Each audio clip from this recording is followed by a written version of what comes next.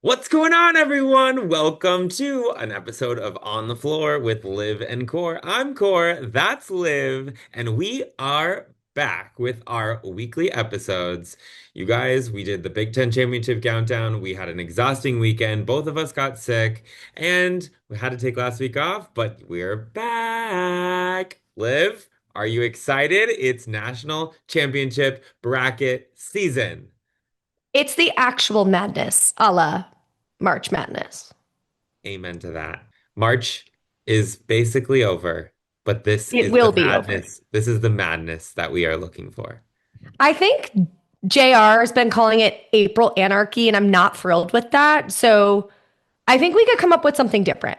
I feel some sort of way about the word anarchy, and I'm not sure that that's what we're looking for in Fort Worth. But yes, I want madness. I want chaos. I want parody, we call it in sport. And I think we're going to get it starting this coming weekend at the four regions that will host the first three rounds of the national championship. Literally starting tomorrow. Like we're recording this on Tuesday, Yeah, starting when this comes out. yes.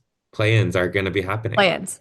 Yeah, It's amazing. Okay. I know. So let's get this intro going and then let's do a bracket rundown just to give people a teaser of what we're doing today. So without further ado, I got boring bubbles today, but I have bubbles nonetheless. It's putting a smile on all of our face. It's Corey's favorite bubbly. It is cherry bubbly. I love that. Well, I actually brought something we didn't drink at Big Tens. For anyone who's listening on Spotify or Apple, this is the Cosmopolitan Spindrift. I love Sex in the City. And so I love a Cosmopolitan a la Carrie Bradshaw. And so when I saw Cosmopolitan, I immediately added to cart, but we never actually tried it. Okay, I did, but you didn't. Oh, okay. I did. I cannot wait. Okay, cheers. Uh-oh, don't break a nail. Don't break a Okay. Cheers. nail. Cheers. Oh, Do you love? it's interesting. I'm I not like I wouldn't drink cranberry juice normally. I only drink it in a Cosmo. So it has a cranberry undertone. Oh, it's pink. she's really just absorbing it all. I'm definitely not opposed. Yeah, like I thought that it was a really good sparkling water, you know? Cosmopolitan, not Cause yes, Cosmopolitan. Politan. Yeah. Amazing. Okay, Liv's lips of the week. What do you got? It's been quite the season of Liv's lips, let me tell you. And You I got to guys. see them in real life for a couple weeks in a row, and she's got some good ones. But what do you have for us today? Well, I have a national championship one that's going to blow your mind in a couple weeks, so I'm waiting on that one. But I actually have one that was given to me as a request by Miss Danny Electronica from Penn State, and that is the birthday cake Summer Fridays. Oh I my gave it God. to Lauren, our social media manager at Big Tens, and she loved it. I haven't tried it yet. I waited for this moment. So, Summer Oh, Fridays, we all know how I feel. Look, that's like a fresh, yeah. wow. As I'm putting on my Blistex from Hudson News. Oh, this is spectacular. Oh, yeah. Wait, does Uh, Summer Fridays have a taste to it? mm-hmm. This Mm. tastes like birthday cake. Yep. Huge fan. Shout out Danny. Oh, Obsessed. Thanks Danny, for the rec. Electronica. Ugh, electronica, electric electronica rec. I love it. I love it. Okay, Let's do it. let's do it. Here's how we're doing this. Are you guys ready for this? Ring, ring, ring, ring, ring, ring. Hello. Hey, Liv, it's Core. What up? I thought that we could spend the next 40 minutes breaking down the four regions of the bracket for the national championship run. What do you think? Yeah, I'm interested. Okay, let's gab and let everyone listen to us, our nonsense. Okay. Okay.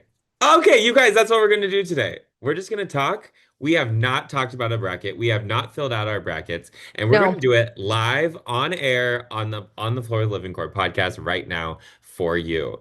And Olivia is going to be running a timer. We have 10 minutes to talk about each of the four regions, which is going to be difficult in some of these regions with the stacked lineup that are happening. But Olivia, are you ready for this? I'm ready. Corey's going to take the left side of the bracket, which, as a reminder, two teams that come out of each of those will then form that semifinal.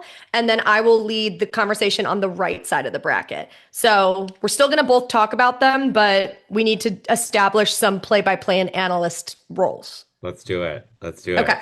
Okay. Timer begins now. We are starting in Lexington. The upper left-hand side of the bracket will bring us to Lexington, Kentucky. Home team is the University of Kentucky. But before we get there, in the first round one is the play-in. In the play-in, we have Central Michigan versus Rutgers. So obviously, we got to see Rutgers compete at Big Tens. They're looking amazing. Hot take, I think. Really loved their Big Tens Leo. I have to say it is a very split decision on this leotard, but I really loved this like Scarlet Knights looking thing. And then Central Michigan, who won their conference championship as a couple weeks ago. I think this is going to be a great play-in and a great competition for day one to see who moves on to their day two. I agree completely. Transparently, I have watched Rutgers significantly more than Central Michigan this year. So take that into account. From my understanding, Central Michigan, though, has looked pretty good this year. So what's gonna be interesting about this one is obviously landings is gonna be the whole story of this entire thing. I saw a fire in Rutgers at Big Tens that I saw last year at Big Tens, and they made the play in last year and they did not make it. And I think this team remembers that. And I think there's this boiling fire that is undeniable. I'm picking Rutgers. Same. I was wildly impressed with them at Big Tens. Same. Rutgers has my win at that one. I love the fire. I love that Emily Lee scored a career high on floor at Big Tens. I love, the Gabby Dildy storyline, coming into events she hasn't done in the past.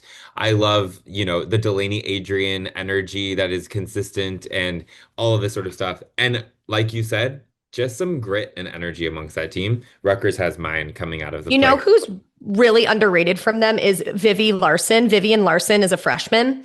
She competes 3 events and she is absolutely rock solid. I don't know. I'm really interested in seeing that team continue dancing. So I'm picking them too.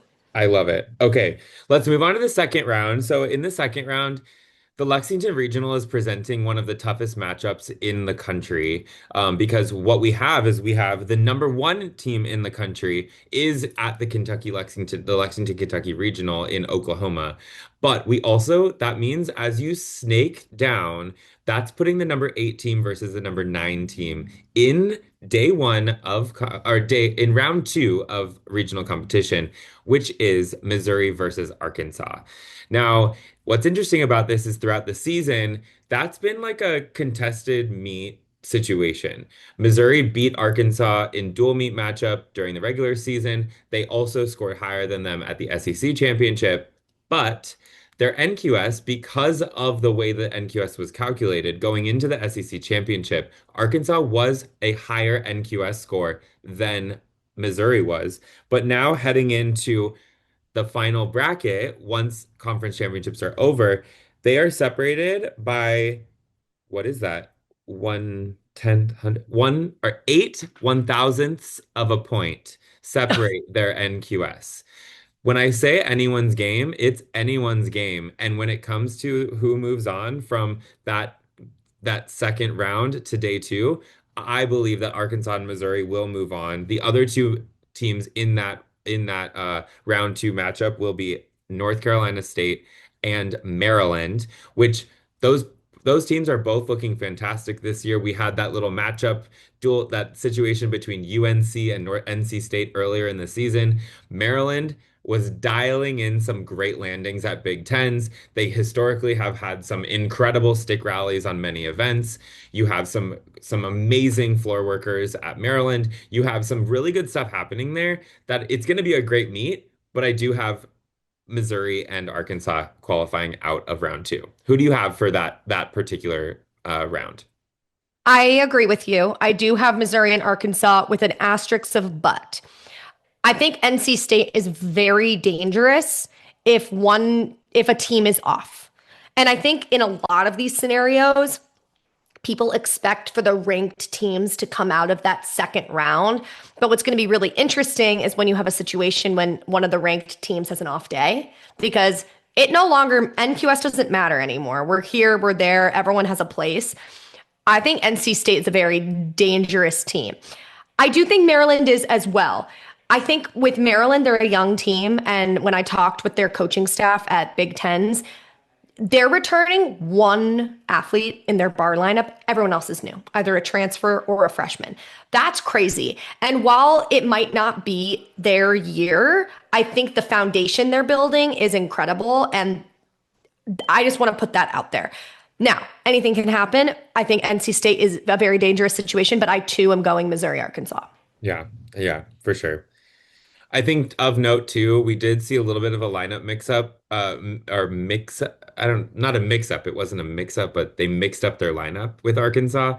Jocelyn Robertson did compete in the vault lineup at SECs, so we had the first ever Mustafina was competed in the lineup, which was really cool. But I think it's interesting because I think they're playing a little bit with Morgan Price. I think they're playing a little bit with the beam lineup. Madison Gusaitis was not in the leadoff position on beam. They had Priscilla Park in there doing some stuff. So really interesting to see. And of course, in the postseason, what we have is we do have the you have to compete 2 days. And so what are you going to do with lineups to make sure that you can qualify on, but also be able to compete well? So I Yes. think that is presenting an interesting situation.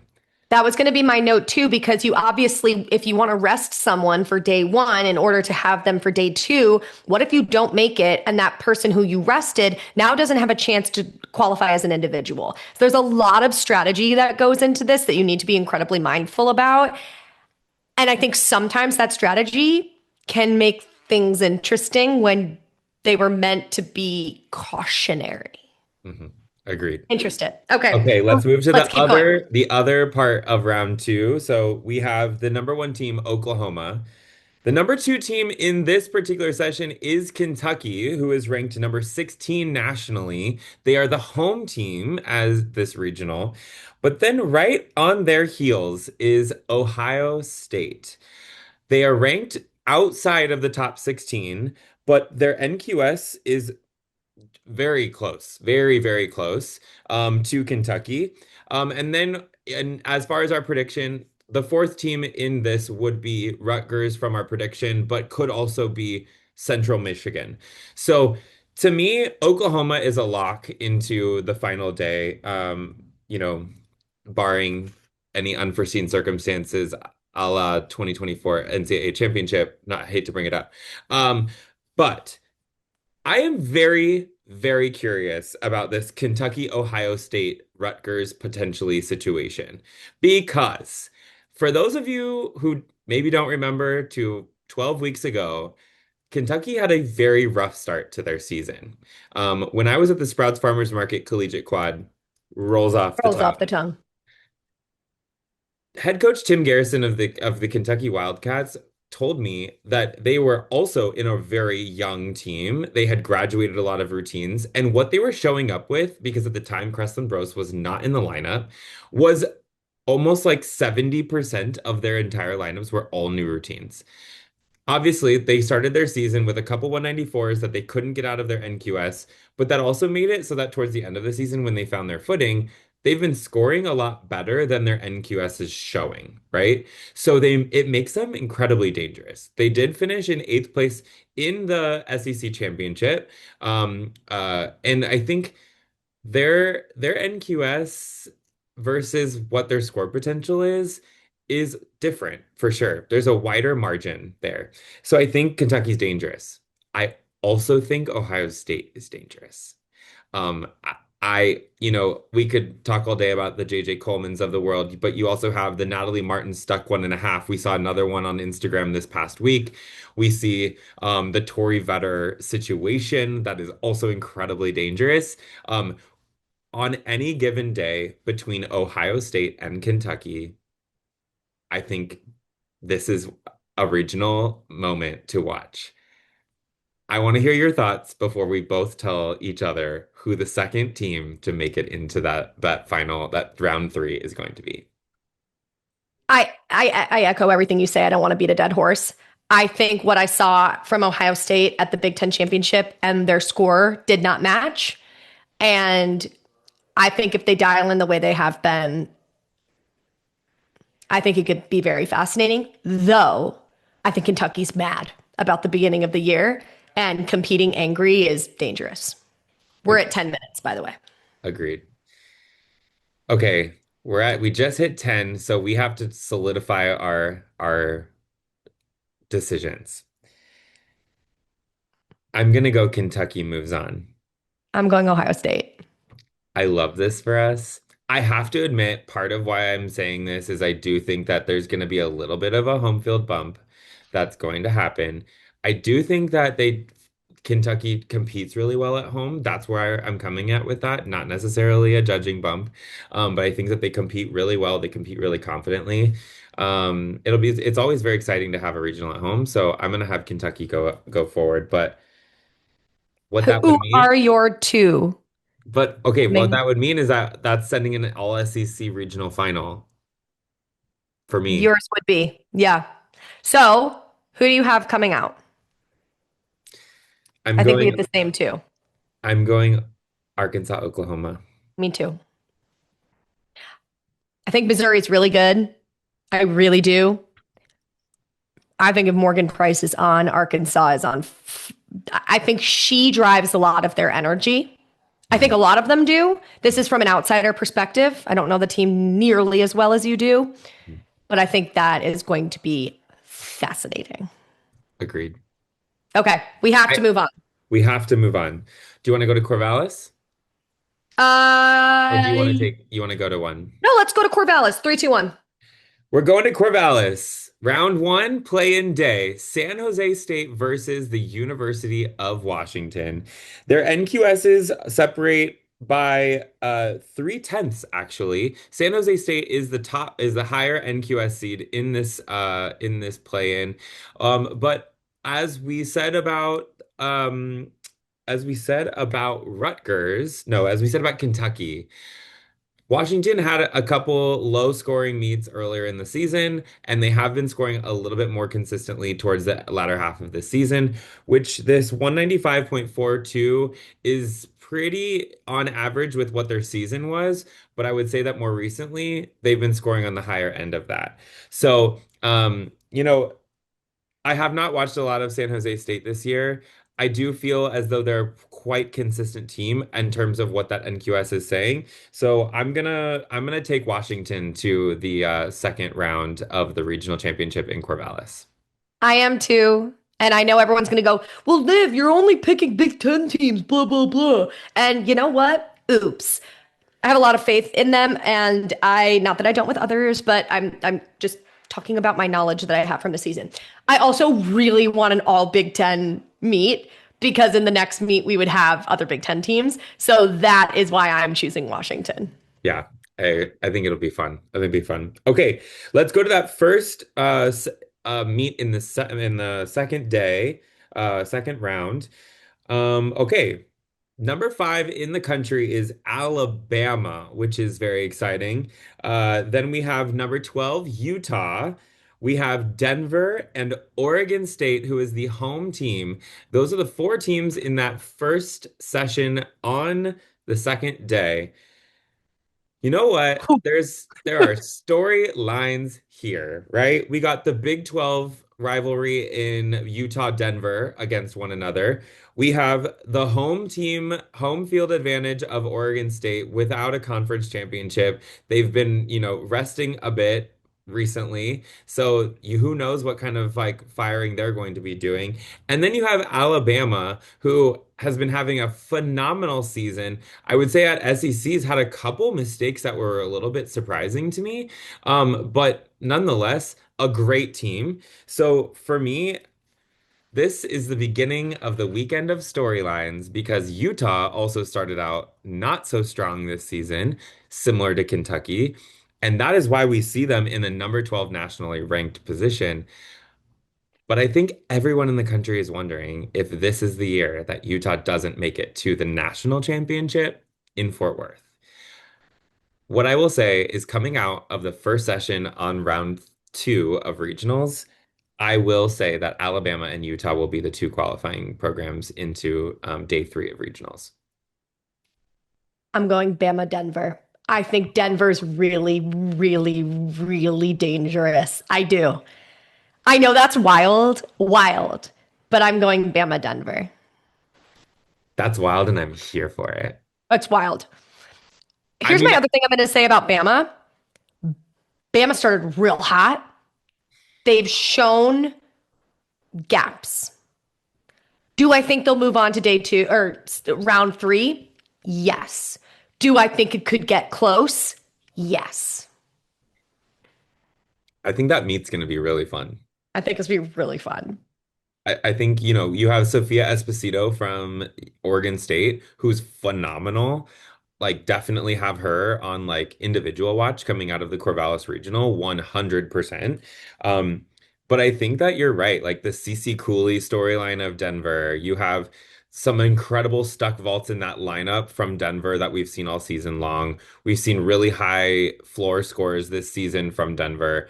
And, you're right. Utah has had some like very roller coaster moments throughout the season where when it goes bad, it doesn't seem to like be like kind of bad. It seems to go like really bad. And so we'll see. And also like losing Clara Raposo at the UCLA meet, that was a moment where many people were out with the flu, but we're still trying to figure out what that footing is going to look like.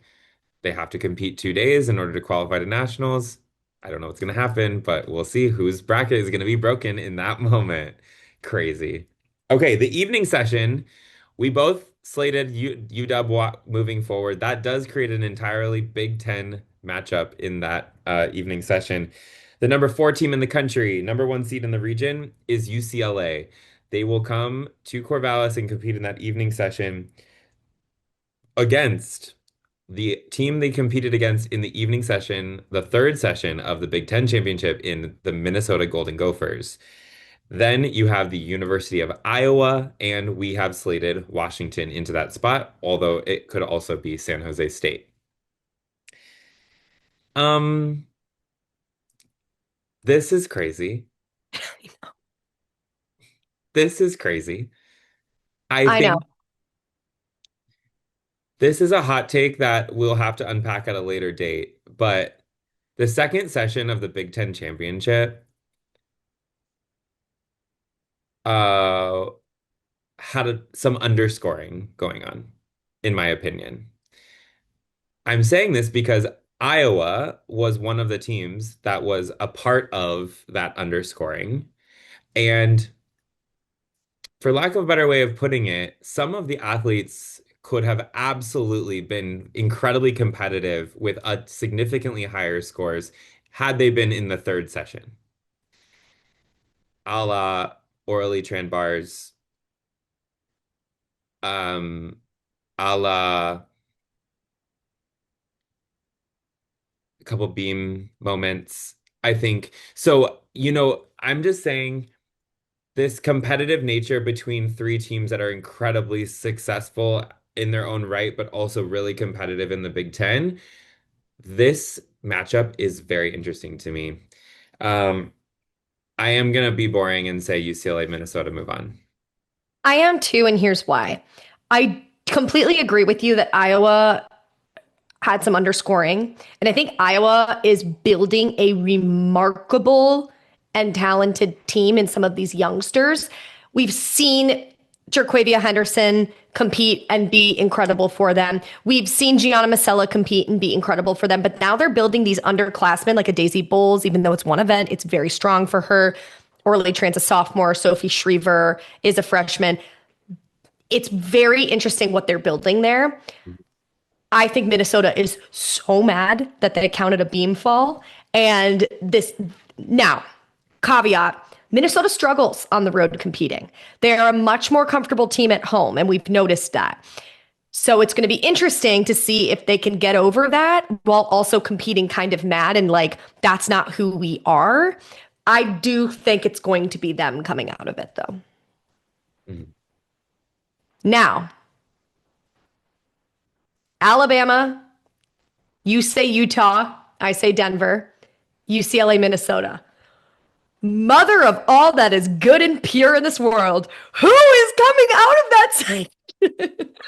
You guys, I've been saying this all like for the last week. The Corvallis Regional is the one everyone needs to watch. It will also be where the final two teams will qualify because of time zones and because they're competing in the final on Sunday.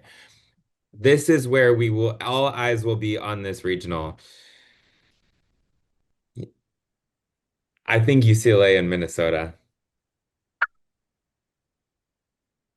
Wait, Again, everyone, live, it's on Big Ten. Blah, blah, blah. I know.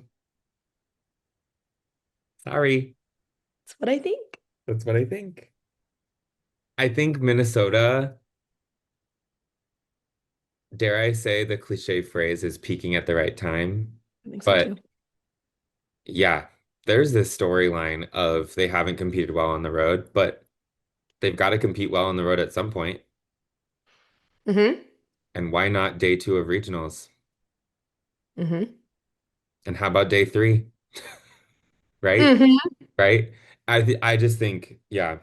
So, okay, so then just to like round out this storyline, yes, we are at 9 minutes and 20 seconds. Round out this storyline. A reminder, the bracket of the national championship run is following just like any old bracket would for March Madness or ball sports or whatever you want to call it.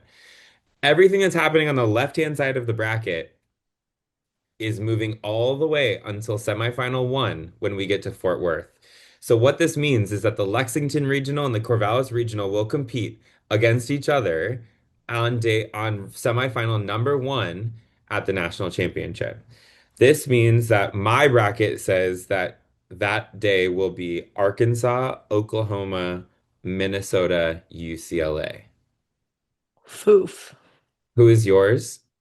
Same. So should we make our national predictions now or wait till next week? Um, no, I think we should do the other side of the bracket and then go and then wait till Okay, next. perfect. Right? I actually think we should wait for our predictions and everyone has to listen till next week when we hop I on think you're right. I and think you're we right. and we do national predictions. I think So, you're right. Okay. okay. Awesome. Olivia, why don't you take us to Baton Rouge? Let's go to Baton Rouge starting. Okay. So, Baton Rouge Regional, very exciting that LSU is hosting because man, do they draw a crowd. And I'm excited for a lot of these teams to compete in that environment. They start today because this episode is coming out on Wednesday. So Okay. their play-ins are today. The first play-in is between Air Force with the great Maggie Slife, who we've been hearing a lot about, and the University of Nebraska. These are two that I actually know a lot about because I've been following a lot of Air Force lately. Air Force has broken a lot of records this year. They're on a hot streak. They've competed really well home and away. Nebraska has been up and down this year.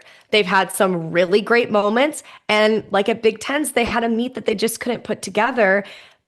But they were counting some very strange mistakes. We saw that vault from Whitney Jenks that was just incredibly unusual. Then she didn't go on bars because that looked like there was a finger situation or a hand situation. And so that's one of their top bar scores. We don't know if she's competing or not. So that's a factor here. I think this is going to be a very interesting matchup as well because Air Force is going to be competing against a Big Ten team. And so I think that's interesting. In an environment like the PMAC is also very interesting. So I'm excited for this one, and I want to know what you think. Echo, echo, echo. I do think that Air Force is going to be competing in an arena that environment that they have, to my knowledge, never really competed in. So I think that that is just a factor. But I also think that we're talking about Air Force athletes that are maybe a little bit unfazed by things like that. Um, and so I think in my honest, I love our sport so much opinion, I would love to see Air Force compete on in the second round of regionals. I agree. And I'm almost positive that regardless of if they move on, Maggie Slife did qualify in the all around. Is that correct?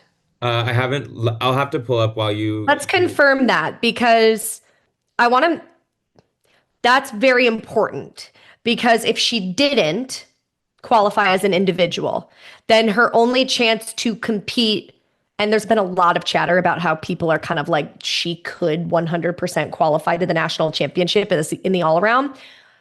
If they did not make it in, if they did not beat Nebraska in the play-in and she did not qualify as an individual, then she wouldn't have that chance. So I'm very curious to see. I think if Whitney Jenks is out, she is their all arounder. She's calm, cool, collected. She gets the job done. I would pick Air Force. If Whitney Jenks is competing and she is giving them their solid 985s plus across the board, I think it'll be Nebraska. And I don't want to put that on one person, but that's just the straight facts. And I think she is an invaluable member of that team, and it would be horrible if we didn't get to see her compete. Okay, two pieces of information for you. Number one, yes, Maggie Slife is an all-arounder that is slated to compete. Number two, according to this, Whitney Jenks has already withdrawn from regional competition. And so she is also in an all-around individual all-arounder. But it says that based on a press release that's already been put out due to Whitney Jenks withdrawing, Serena Mullen from New Hampshire will be at the Baton Rouge Regional competing as an all-arounder. Well, I'm really sad because I love watching Whitney Jenks do gymnastics, and I hope she's okay. Hmm. Happy to see another athlete get the opportunity. I have to say, with that information, I'm going to pick Air Force, Hmm. Same. but I would be really happy if Nebraska made it too. 100%. 100%. Okay, let's talk about the first quad meet in Baton Rouge. The number 7 team, Stanford Cardinals. Number 10, University of Michigan. Then unseeded teams, UNC and Utah State. Interesting. Stanford is coming off of not a performance they wanted at the ACC championship. Very weird vault performance, just a lot of backwards forwards hops, where we had in the past seen back-to-back tens on vault in a Stanford lineup. That is an interesting, that's kind of a very big secret weapon of theirs is vault landings. And look what happened at ACCs. That's not to say that's going to happen again, but it's certainly of note. Michigan. Michigan is young and old team. They have 2 grandmas who are on insurance and need to get off of it at Michigan. I love you, Carly and Raina. And they have really firecracker freshmen and sophomores who are doing a really good job for them. They also competed out of order at the Big Ten Championship on beam and got a neutral deduction, which that did end up putting them in 4th place. There was something that happened with communication throughout in order to get the right lineup in the computer, and that happens. I'm not going to say that. I'm not saying that's going to happen again. I'm just making it as a note. Mhm. For them, it's going to come down to vault landings. I think this whole side, this whole quad, it's going to be all about vault landings. I do have Stanford and Michigan coming out of this, but I think UNC has can put some pressure on the situation. Agreed. Utah State won their conference championship as well, of note. And then you have North Carolina, who historically has put, Jojo Balahovic, and they've put Kaya Forbes went to the national championship last year, and last year, 2 years ago, correct me if I'm wrong. Last year.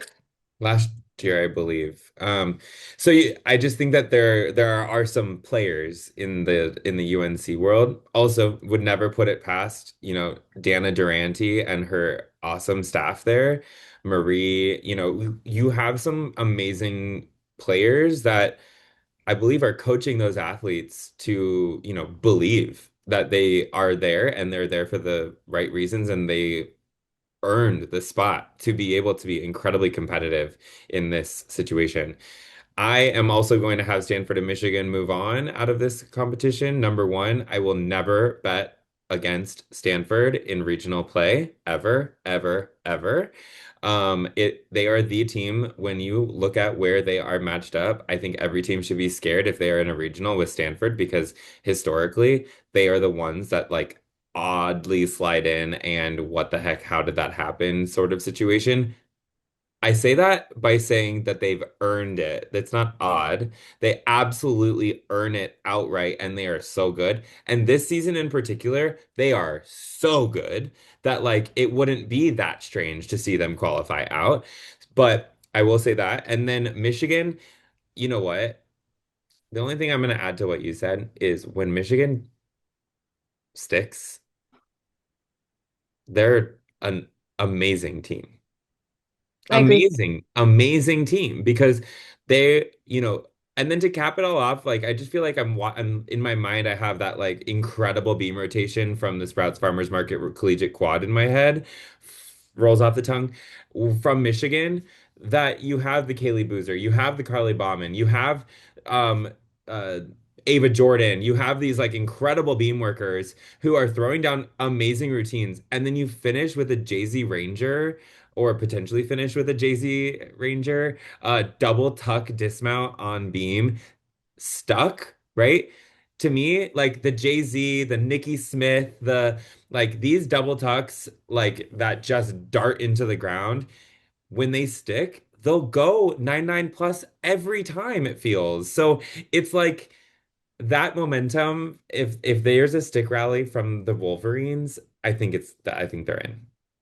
I agree. We are really behind, so let's continue Oh on. no, go. I know. Okay, so it is Tiger Central in the next session. The number one seeded team in this region, the number two team all across the board, LSU, competing at home in the PMAC. Dare I say more? Number 15, Clemson, the Crandall Howell era, coming off of an ACC championship. Very interesting. The Auburn Tigers, and we picked Air Force, but perhaps Nebraska rounds out the next competition. Holy Tigers, number one. Mhm. I don't want to be that person to say this is straightforward because I don't believe sport is straightforward ever because anything can happen. I think Auburn has had a very off year. We've seen some funky rotations from them. We've seen some great rotations from them. I think it's ultimately going to come down to what Auburn team we see that day.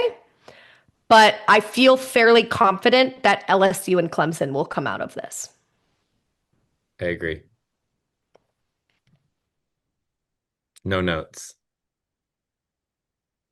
aligned. One That, note. mm, One note. Our feeling in this part of the bracket is what the bracket is, how the bracket is built.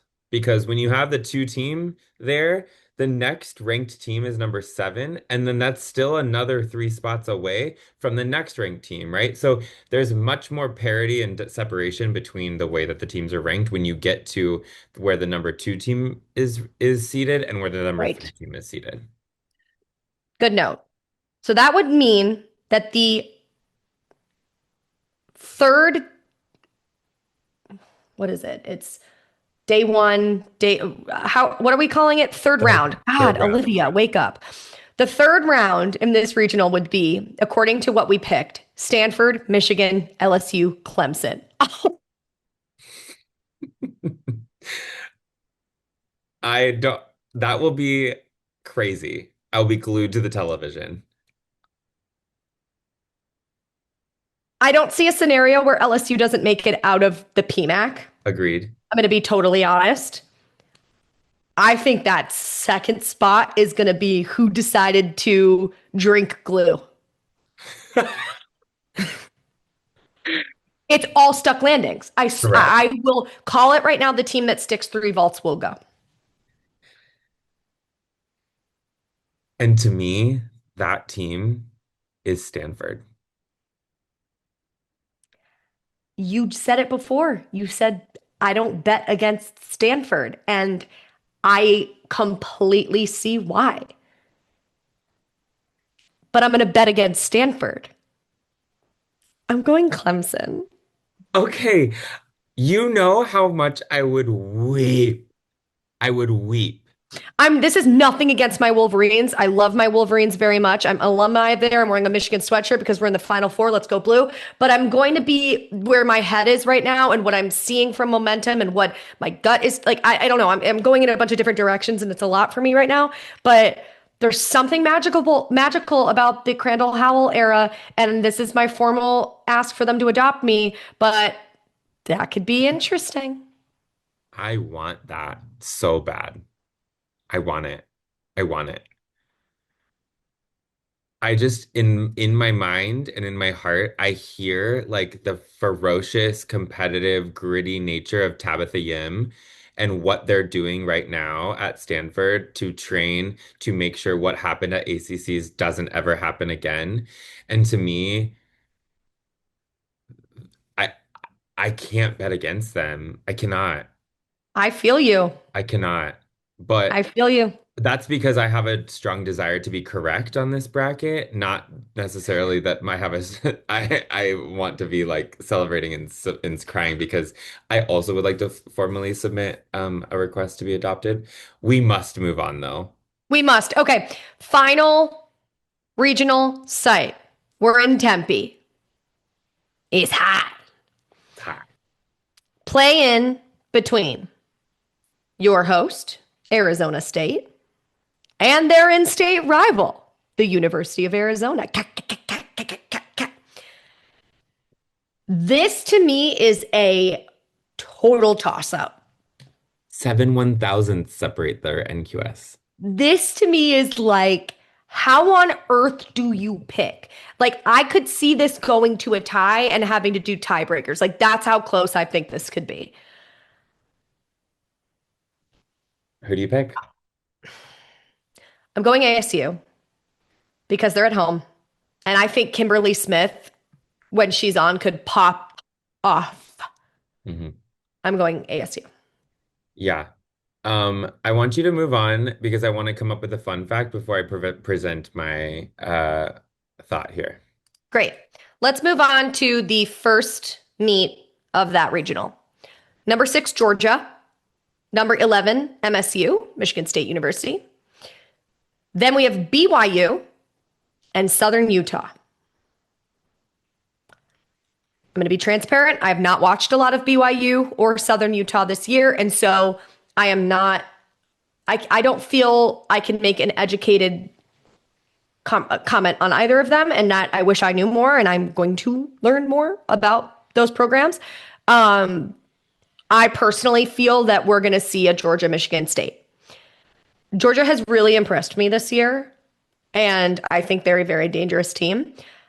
I think Michigan State is when they're on and they're sticking. You talk about like when the Wolverines are on and it's a stick rally. I think Michigan State too has that in them.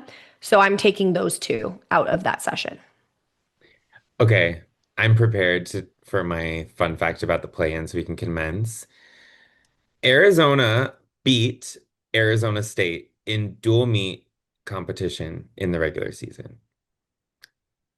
Arizona State beat Arizona's team score at Big 12s. Hmm.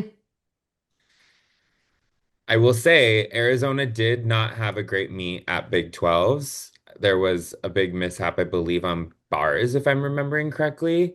But they went 194-725 the last time they threw down a competition. So I also think we have this chip on our shoulder, prove them wrong, all that sort of stuff. But I'm going ASU. Home team comes out. I would love to see 2 days of competition of some fan engagement for the home team. Talk to me about session one.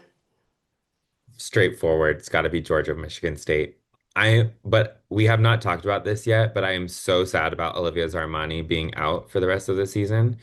Um, but if everyone remembers correctly, Zarmani was also not in the lineup at the start of the season, and they got really gritty throughout the middle of the season, but they were also throwing down great gymnastics at the start of the season. So, it's not something they're unfamiliar with. I think I've been really enjoying to see how people stepped up. Big shout out to Biz Trostel for that 1.5 on vault at Big Tens. Holy moly. You know Also, who else has one is Ratosha Hall. I'm you just never know with the Spartans, you know what I'm saying? So I can't bet against, but it's gonna be Georgia, Michigan State coming out of that first one. I agree with you. Evening session there, the top ranked seed in this regional, the number three team across the board, the Gators, University of Florida. Number 14, California, Penn State, and we picked Arizona State, but could also be Arizona pending winner of play-in. Florida winning SECs was incredible. That bar rotation was incredible. Florida also has missed nationals before in regionals. So I'm just putting that out there. I do believe that Florida will move to to round three. This whole Cal Penn State thing is really interesting to me because I think Penn State quietly coasts. They're a very much an even keeled team. They're not too high, they're not too low. Mhm. And if a team is off and you're the even keeled team, I'm feeling pretty good about you sliding in there. I'm also not going to bet against Tanya Paulson. Amen. So I think I'm going to pick Cal and Florida. But if it did become Florida and Penn State, I wouldn't be shocked. MJ's seeing her old teammates. That's cool. hmm And So, Corey. I fear she might have to see her old teammates twice. So I am also taking Florida and Cal onto round three. So, Corey, that leaves us with Georgia, Michigan State, Florida, Cal.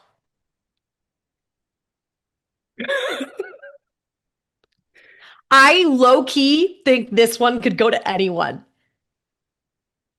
We've seen some crazy stuff happen with Florida in some vault lineups. We've also seen them drill it. Georgia is on a hot streak. Michigan State is coming off of a great Big Ten performance, and they did not stick the way they usually do, and they still had a great performance. Cal is and has always been a technically exquisite team. The way they perform is great. I think there's some things here and there, but I think I'm going Florida, Michigan State.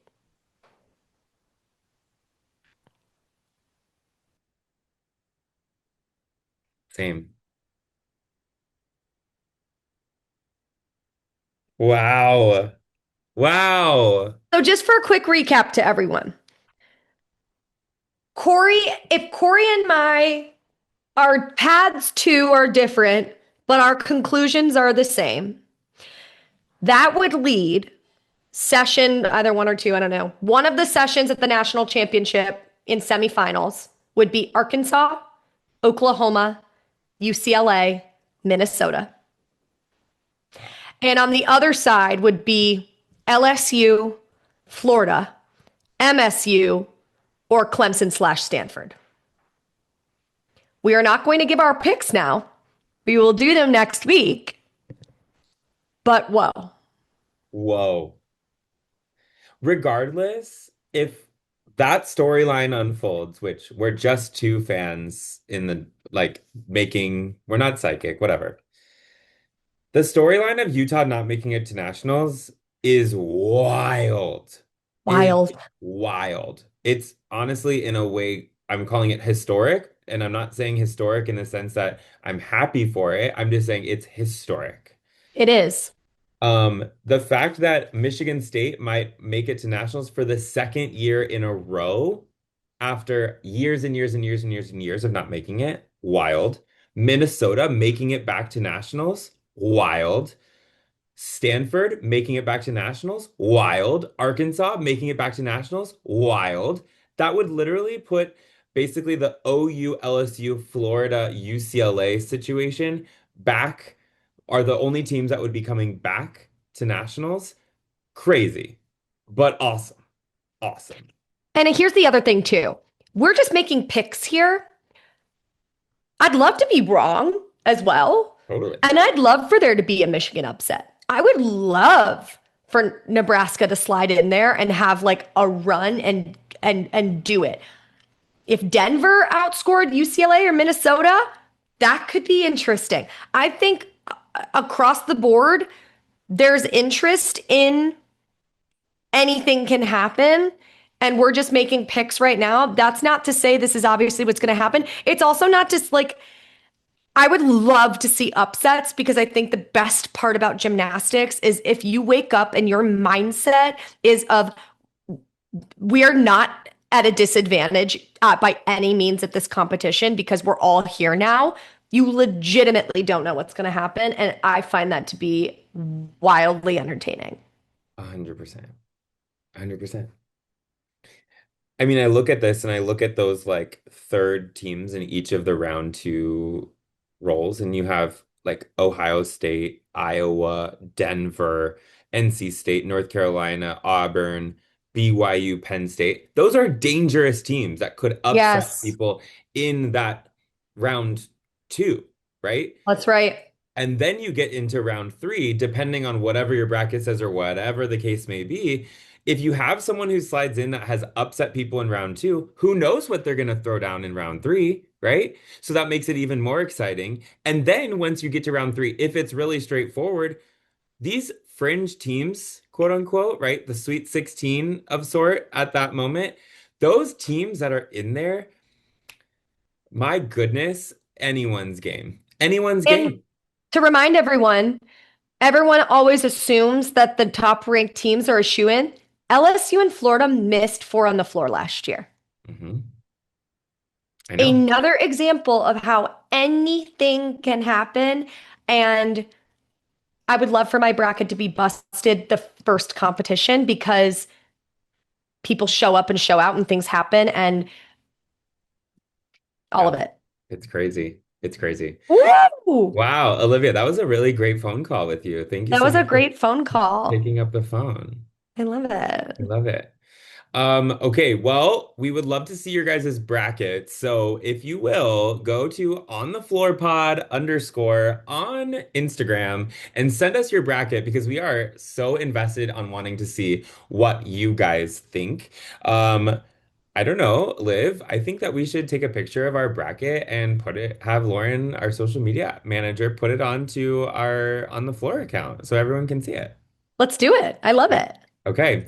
So make sure you guys send those over to us. If you're listening on YouTube, Spotify, Apple Podcasts, head over to Instagram, send us those in the DMs. We would love to see them. So fun. Also, I know we had some hot takes in this episode, our own opinions of sort.